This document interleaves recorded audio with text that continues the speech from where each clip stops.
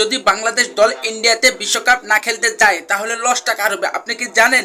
সম্পূর্ণ আজকের এই ভিডিওতে আলোচনা করব, তাই ভিডিওটি স্কিপ করার কথা একবারে মাথা থেকে ঝেড়ে ফেলে দিন আর চলে আসুন আজকের এই উত্তেজনা এবং গুরুত্বপূর্ণ একটা ভিডিও। বন্ধুরা, বাংলাদেশ এবং আইসিসির মাধ্যমে যেই তর্ক বিতর্ক সাম্প্রতিক সময়ে চলছে তাতে বিশ্বকাপে যদি বাংলাদেশ দল না খেলতে পারে তাহলে বাংলাদেশের কতটা ক্ষতি হবে এবং আইসিসির কতটা ক্ষতি হবে বা ভারতের কতটা ক্ষতি হবে। আইসিসি বলতে ভারতকে বোঝায়, এটা 100% গ্যারান্টি। এতে কোনো এই বিষয় নিয়ে কোনো উল্টাপাল্টা কথা বলার কিছুই নেই। ভারতের দ্বারাই আইসিসি গোটাই ভারত দ্বারাই নিয়ন্ত্রণ করে, এটা নিশ্চিত। ছোট বিষয় নিয়ে মুস্তাফিজুর রহমান কলকাতার হয়ে খেলবে, এটা নিয়ে একবারে শেষ পর্যায়ে এসে বাংলাদেশের এই অবস্থা। এখন একবারে আইসিসির মাধ্যমে বাংলাদেশের একটা ঝামেলা সৃষ্টি হয়েছে, যাতে বাংলাদেশ 2026 সালে বিশ্বকাপ খেলবে। এই বিশ্বকাপে কিন্তু বাংলাদেশ চূড়ান্ত পর্যায়ে জায়গা করা নেওয়ার মতন একটা দল এবং জায়গা করে নিয়েছে।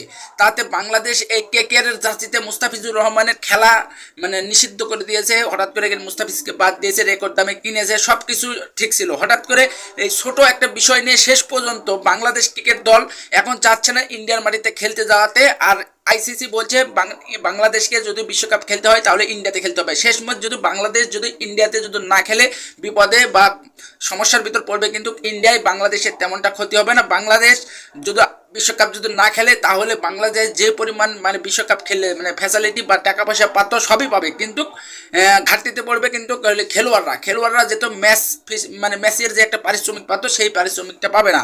তাতে ইন্ডিয়ারই বেশিরভাগ ক্ষতি, কারণ বাংলাদেশের সঙ্গে যে কটা ম্যাচ রয়েছে আর বাংলাদেশের ভক্তরা কিন্তু ইন্ডিয়াতে অনেক রয়েছে, বিশেষ করে বাংলা ভাষাভাষী যারা কলকাতার দর্শকরা। বিশেষ করে বাংলাদেশের যেগুলো ম্যাচ হবে সব কিছু কিন্তু কলকাতা হওয়ার কথা ছিল।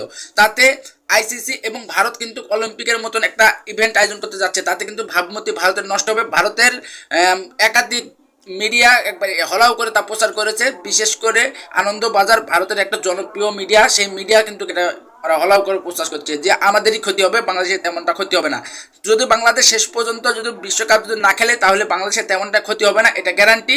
আর ক্ষতি কিন্তু ইন্ডিয়ারই হবে, কারণ অলিম্পিকের মতো ইভেন্টে কিন্তু এখন যদি যে অবস্থা হচ্ছে তাতে কিন্তু দাদারা যেভাবে দাদাগিরি করছে তাতে কিন্তু পরের দেশেরই ক্ষতি, বাংলাদেশের তেমনটা ক্ষতি হবে না। বাংলাদেশ বিশ্বকাপ যদি না খেলে তাও যে পরিমাণে আইসিসির সদস্য দেশ হিসেবে যে পরিমাণ ফ্যাসিলিটি পাওয়া তারা কিন্তু পেয়ে যাবে। বাংলাদেশের খালি খেলোয়াড়রা ম্যাচ প্রতিটা ম্যাচের যে পারিশ্রমিক সেটা পাবে না।